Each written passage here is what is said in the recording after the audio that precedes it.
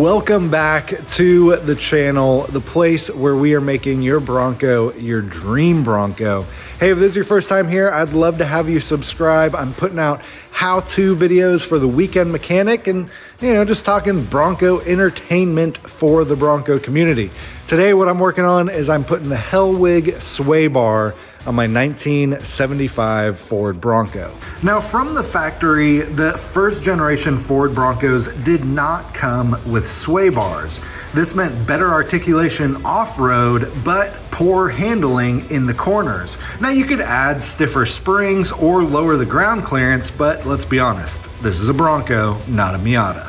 Now for me, I just added the Bilstein 5165 dual reservoir shocks to my Bronco, and they are cushy and delicious. That may not be the right terminology. They are soft and wonderful. But what that means is now I've got a ton of body roll when I'm going around the corners, and if you add, I threw a tire on the roof rack, which serves no purpose at all except for making this even more unstable.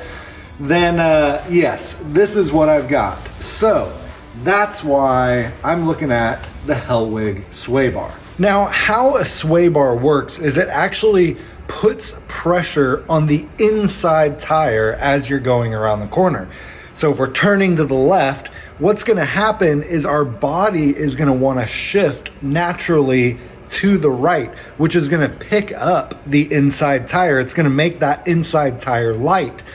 So with the sway bar, what the sway bar does is when it senses that weight coming in on the outside tire, it rotates and actually pushes the sway bar down, which actually pushes your suspension down, which gives you better traction on the inside tire, especially on something like this, because it's a solid axle front end. It's a solid axle Bronco.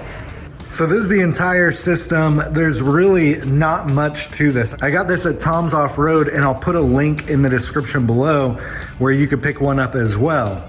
So this is essentially the system built, and you can really see there's not a whole lot of parts to this. There's not a whole lot of pieces to this. And really right here, this is the only place that you're gonna have to drill a hole, which is gonna end up being right under your frame. So you aren't gonna put it together on a table like this, like I did. I'm just kind of doing this to show you guys, but essentially this is all there is to it, and it's pretty simple to put on the Bronco.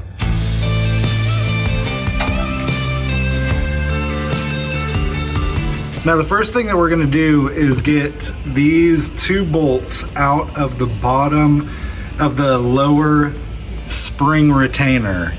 So this is your spring. This is the lower spring retainer.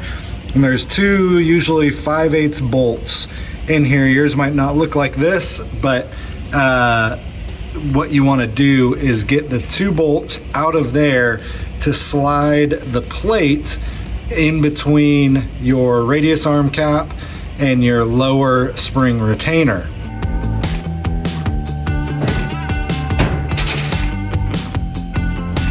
All right, so that didn't really work. But I know that taking the bolt up there out, the upper retainer clip, is not gonna help me get this spring back in. So my spring has just a lot more juice than what I think it's my shock is my limiting factor. So what I'm gonna do is I'm gonna remove the lower shock bolt, see if that will let my suspension drop down a little bit more to get that plate under the lower retainer cup.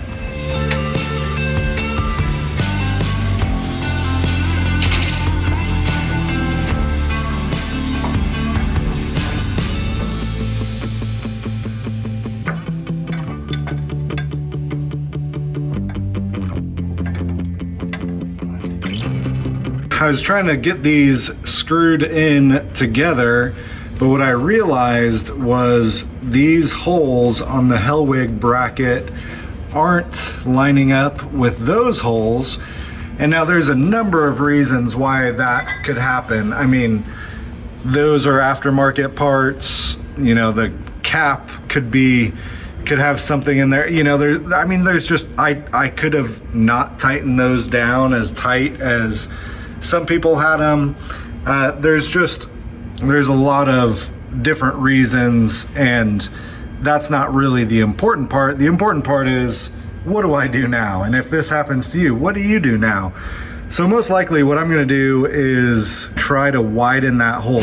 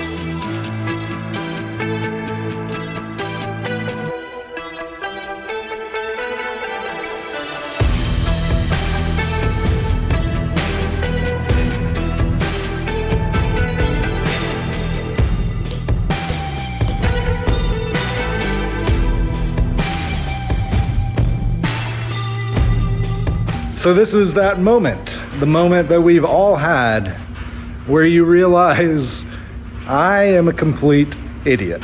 I put the bar, the sway bar, in upside down. It should go up instead of down. Up, not down.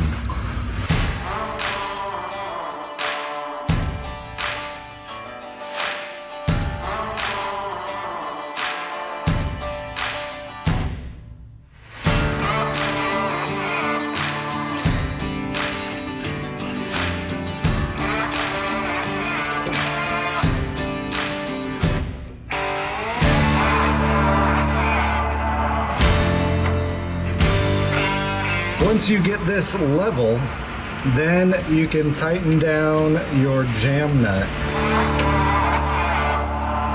Then what you want to do is move this one to your outside hole.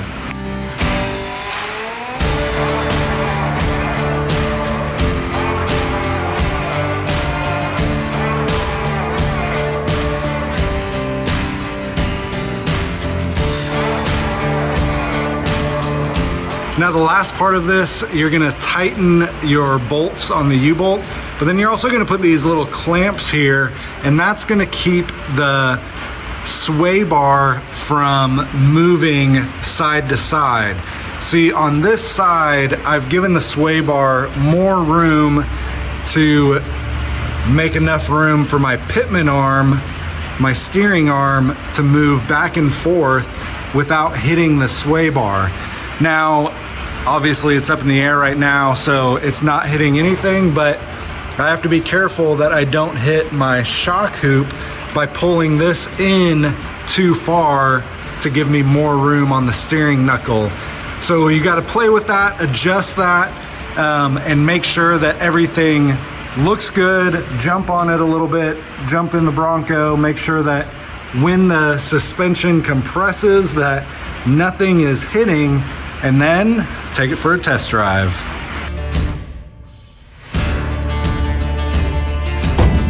All right, so test drive time. Yeah, we're gonna see see how it performs on the road, see if we need to change anything, if it self-clearances itself out, and just kind of get a feel for the difference, what it feels like, if it's any different, all that kind of stuff. It's raining right now, unfortunately, so it's kind of gonna be wet, and my windshield wipers don't work. That's another thing I need to figure out.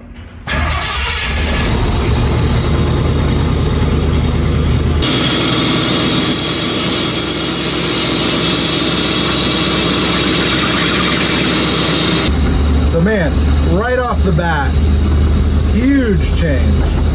I mean,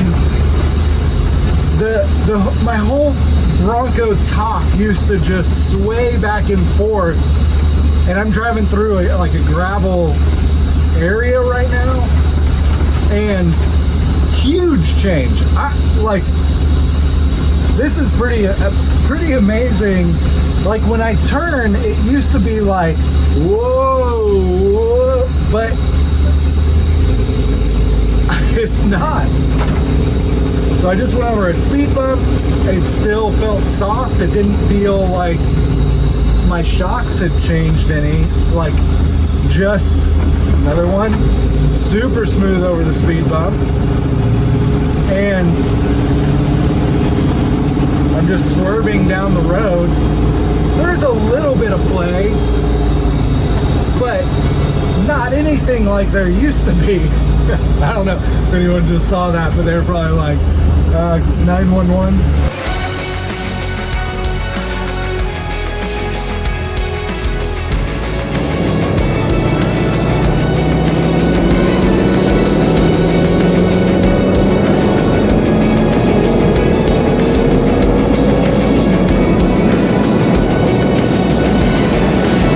Like I get the benefit of the soft shocks, so it gives me a nice ride, but with those shocks, I mean, my body would just sway back and forth, hence why they call it an anti-sway bar. And now it feels like I have stiff shocks. Like, I can notice a big change. Obviously, I drive this thing every day, so it's a big change for me. Feels amazing. Well, thank you guys so much for watching. That's an upgrade that I've wanted to do for a long time. And in reality, I thought it was gonna be way more complicated. I thought it was gonna be harder. Man, you could do this on a Saturday and be done by the end of the day. And even if you're not really putting your Bronco out of commission. You know, you are a little bit, but it's pretty easy to do. And relatively cheap, and really an amazing upgrade. I know it's like I should have done this a long time ago. That's definitely one of the upgrades that I should have done a long time ago, which means that my Bronco restoration project will definitely get one because I love it so much. I don't know when I'm gonna work on this, but you know, hopefully it'll be soon. Hopefully you guys will see it, see some progress on it on the channel. It's just been sitting here for months and I haven't done anything on it, but I'm gonna get there, I promise. All right guys, thank you so much for watching, and we'll see you next time.